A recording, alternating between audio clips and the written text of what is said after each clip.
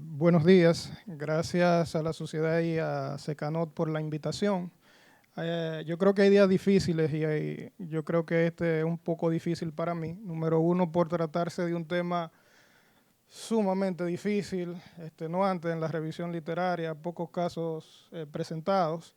Y más difícil aún presentar después del doctor Paliza, porque aparte de que él es grande, yo soy más chiquito, me veo más chiquito ahora y además de que siempre tiene unas excelentes presentaciones, animar al público con algo es un poco difícil. Miren, básicamente cuando pensamos en mieloma múltiple en neurocirugía, todo el mundo apunta a columna. Esto es cierto porque esto que voy a presentar hoy es algo sumamente infrecuente. Básicamente tenemos que diferenciar tres tipos de entidades que son un espectro de una misma enfermedad, aunque hay autores, y esto está presentado y publicado, que lo consideran enfermedades incluso diferentes, porque es que tienen un pronóstico diferente, una manifestación diferente y un tratamiento diferente. Básicamente tenemos que concentrarnos en el punto de vista neuroquirúrgico en lo que son los plasmocitomas solitarios, que pueden ser intramedulares o extramedulares, y ya la enfermedad sistémica, que es el mieloma múltiple. En cuanto al mieloma múltiple del sistema nervioso central, existe una entidad asimismo, es una entidad que yo la considero con 3P, porque es que poco frecuente, con un pronóstico bastante pobre o malo, y las publicaciones son escasas, no tenemos de dónde investigar. Básicamente, el mieloma múltiple que afecta el sistema nervioso central, con un compromiso, lo podemos diferenciar en palabras cortas como una manifestación clínica en la cual hay presencia de células plasmáticas dentro o recurriendo en el líquido cefalorraquídeo. La afección del sistema nervioso central es poco común y se puede observar en aproximadamente un 1% de los pacientes con mieloma múltiple. En revisiones, como veremos más adelante, un 0.7 para ser exacto. El compromiso del sistema nervioso central significa que hay lesiones intraparenquimatosas, hay lesiones durales o lesiones en la calota, en la caloaria, que es lo típico. La incidencia y prevalencia, estos tienen una mediana de edad de unos 50 a unos 60 años y ocurre en el 20 al un 25% de los casos descubiertos son de forma inicial con este tipo de aparición pueden evolucionar a un mieloma múltiple. Mayo Clinic hizo una revisión de los casos de mieloma múltiple que ellos han tratado de 1998 al 2014 y solamente de todos estos pacientes con mieloma múltiple presentaron enfermedad a nivel del sistema nervioso central, 29 pacientes para un 0.7%. En otras publicaciones hablan de menos de 1%. Estas manifestaciones pueden surgir en cualquier etapa del mieloma múltiple. Se han descubierto en etapa temprana como un plasmocitoma extramedular solitario que lleva al diagnóstico posteriormente de mieloma múltiple, pero realmente no hay una incidencia bien descrita. Sí se sabe que los plasmocitomas pueden derivar en un 50% ya a mieloma múltiple. Los plasmocitomas craneales son generalmente masas que se presentan de consistencia blanda. Esto podría orientarnos sobre el diagnóstico y que desde el punto de vista clásico pueden aparecer tanto en la base del cráneo, en la calota o envolviendo a las meninges. La presentación típica también va a estar dada por la localización de la lesión. Normalmente si tenemos un plasmocitoma afectando, qué sé yo, seno cavernoso, el paciente puede manifestar o presentarse con diplopia, parálisis total o puede manifestarse como una lesión solitaria única por la cual el paciente acude a la consulta. Con relación a los patrones de diseminación, tenemos patrones de diseminación, se han descrito varias teorías. Número uno, la diseminación hematógena, la cual es discutida porque, por ejemplo, cuando hay afección del plasmocitoma a nivel meningio o subdural, sabemos que las meninges por así decirlo, dentro de su tejido son poco vascularizadas. Entonces, la siembra de estas células a este nivel no se explica. Realmente tenemos la diseminación más típica es por contigüidad. Tenemos que un gran número de plasmocitomas afectan el cráneo, aproximadamente un 10%, sobre todo las vías respiratoria alta, a nivel del seno maxilar, etcétera.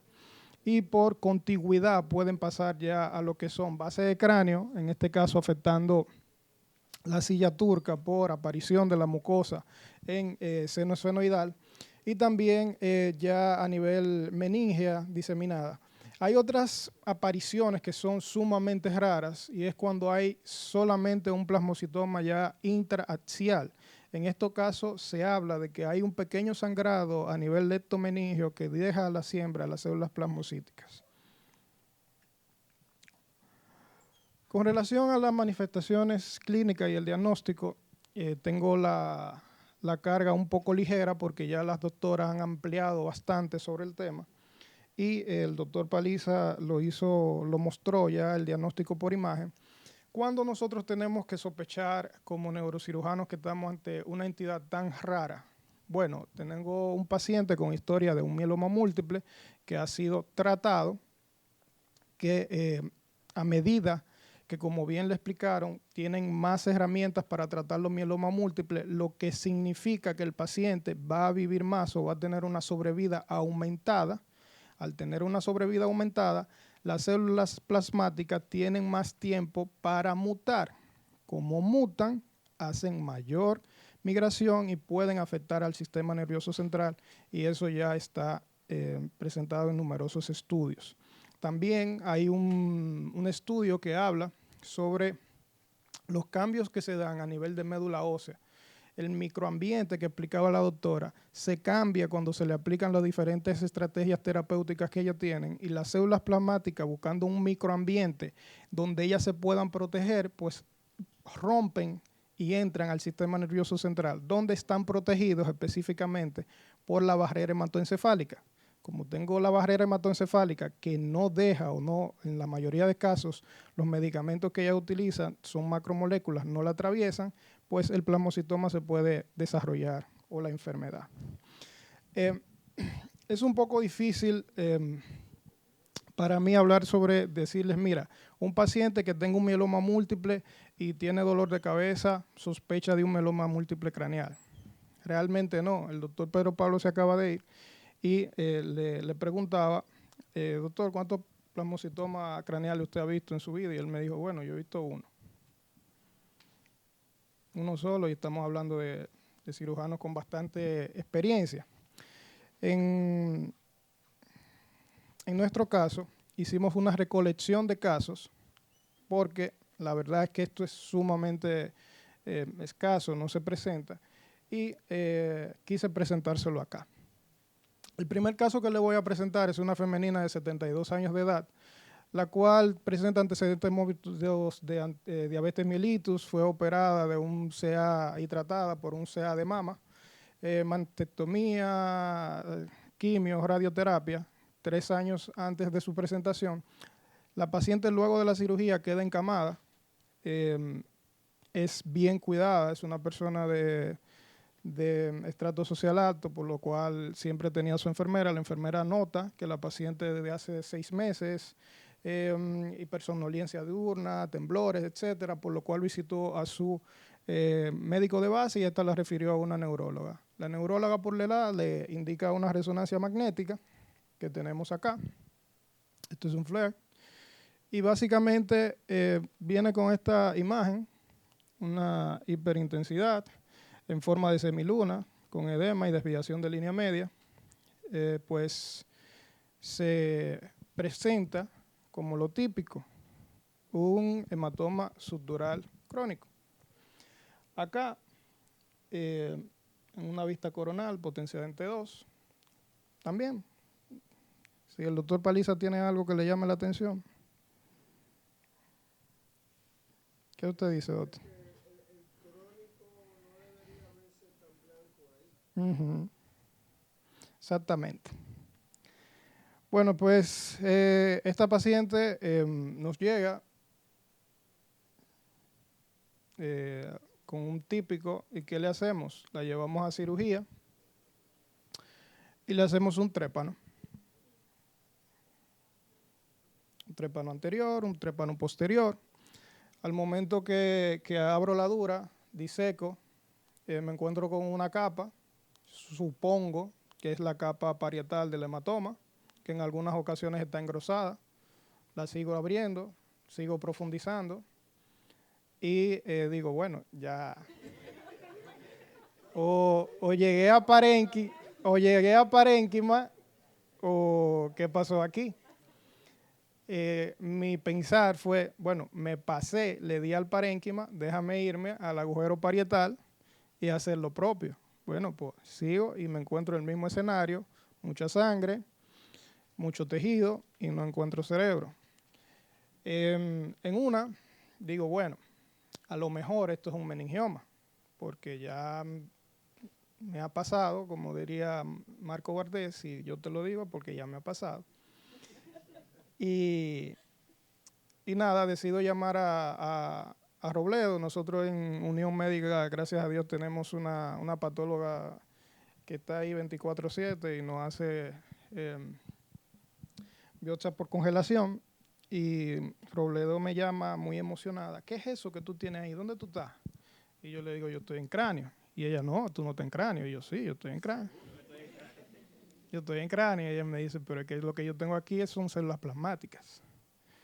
Y bueno, pues nada, yo como buen valiente cerré y me fui.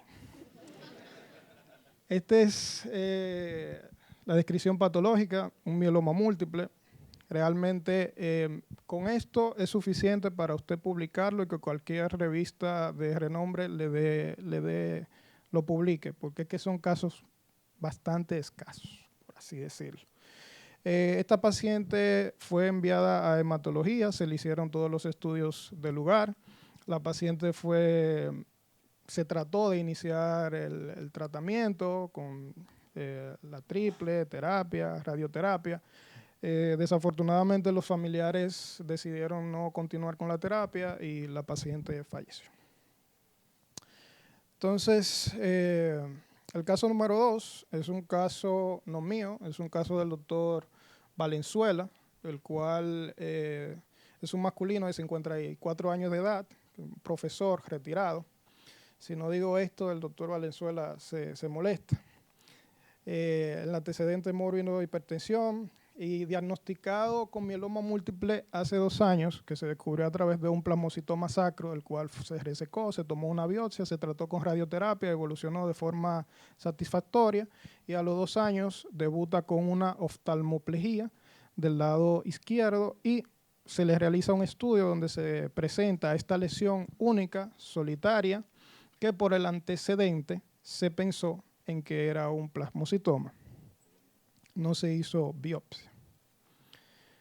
El caso fue tratado mediante gamma knife a razón de 12 grays para el 50%. Y estos son los resultados. Ya arriba tienen el iniciar en el 2014 y esto fue ya en el 2016, donde vemos una respuesta adecuada de la lesión. El paciente recuperó la movilidad ocular. Desafortunadamente, como es el curso de la enfermedad, el paciente falleció en el 2017. Este otro caso no es mío, es un caso compartido entre el doctor Ismael Peralta y esta institución, Secanot. Este paciente acudió a la consulta, un masculino de 47 años, por sentir una masa palpable de consistencia blanda. No hay dolor, no hay signos neurológicos, por lo cual se le hace una tomografía donde se evidencia una lesión con erosión ósea que desplaza también al interior axial con una gran masa ocupante. Se piensa o se realiza inmediatamente una resonancia magnética donde vemos una lesión que capta o se prende con contraste y se piensa en lo típico, un meningioma. El paciente sufrió una caída, fractura, es internado en un hospital, luego de eso de Santo Domingo, luego de eso acude acá a Secanot. Me parece que el doctor Ramírez les realizó un procedimiento quirúrgico donde tuvo toma de biopsia y los resultados fueron de un plasmocitoma. Este paciente recibió radioterapia, no recibió tratamiento con quimioterapia y desafortunadamente también falleció.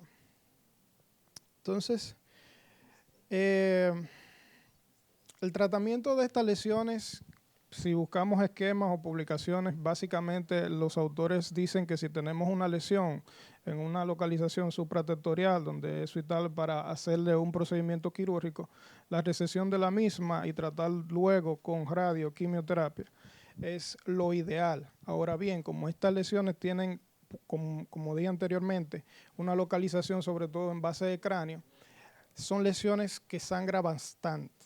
Si usted algún día se encuentra de frente con un plasmocitoma, usted va a ver lo que sangra eso. Entonces, en las lesiones en base de cráneo, lo típico es realizarle una biopsia o una resección subtotal, controlar sangrado y luego tratarlos con radioterapia, que responde muy bien. La radiocirugía a dosis baja de 14-12 Gray también tiene una respuesta buena cuando las lesiones tienen un tamaño apropiado, claramente está. Y la terapia sistémica, se habló bastante de eso. Ahí yo pensé que en neurocirugía oncológica teníamos múltiples estudios y muchos medicamentos para tratar pacientes, pero hoy me quedé corto. La verdad que hay bastante para tratar de este tema. Para llevar a casa, básicamente en el día de hoy estamos visibilizando una patología sumamente rara. En el campo decimos esto es muela de gallina, tal vez usted en toda su carrera no se tope con uno de estos, pero sí sospecharlo, sobre todo en pacientes que tengamos una lesión única con historia de mieloma múltiple, que es la única forma que usted lo va a sospechar y va a decir esto es un plasmocitoma, porque de entrada o de nuevo es muy difícil distinguir, como vimos, o de un meningioma o de un hematoma subdural o de una lesión solitaria, e incluso hay reportes de lesiones intraaxiales con edema que aparentan ser otro tipo de patología. Las manifestaciones clínicas, bueno, difíciles, parálisis de nervios faciales, cefalea, masas palpables, eso es lo que usted puede esperar. El tratamiento, ya las doctoras lo explicaron. La incidencia se supone que como estamos aumentando la sobrevida de los pacientes, hay más mutación de células, como explicó la doctora, hay un microambiente donde la célula tiene oportunidad de mutar, se supone que a medida que pasa el tiempo, estas lesiones seguirán apareciendo con mayor frecuencia. Y como dice la doctora, en República Dominicana tenemos una gran incidencia de mieloma múltiple, por lo tanto, ahí está la información para que la tengan pendiente. La radioterapia, la doctora Felisa va a hablar de eso, se asocia con un buen pronóstico, aunque no aumenta la sobrevida del paciente. En conclusión, el mieloma múltiple es una enfermedad heterogénea con un espectro de agresividad aumentada cuando se presenta en algún tipo de manifestación, como es el mieloma múltiple intracerebral con presencia de células intraplasmáticas en líquido cefalorraquídeo. Sobrevida 6 meses. Un plasmocitoma único solitario sobrevida, se han reportado casos hasta 10 años. Entonces, de ahí que algunos autores digan que esta enfermedad es un espectro, pero son diferentes. El reto como neurocirujano que usted tiene es, no va a ser diagnosticarla, porque usted no la va a diagnosticar, a menos que tenga una historia clínica muy bonita. Simplemente